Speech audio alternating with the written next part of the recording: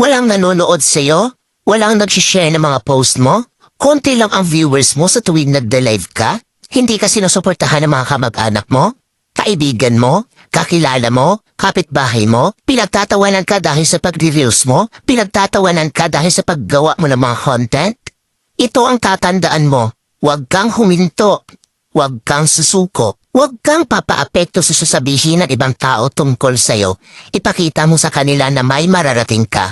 Dahil isang araw, kapag marami ka ng followers, kapag marami na ang sumusuporta sa'yo, kapag marami na ang nanonood sa'yo, kapag marami ka ng viewers, kapag marami na ang nagmamahal sa'yo at sumusuporta sa'yo, kapag marami ka ng payout, kapag sinasahod mo na ang sinasahod ng mga sikat na content creator, kapag mayaman ka na, kapag marami ka ng pera, ay manunood na yan sila sa'yo.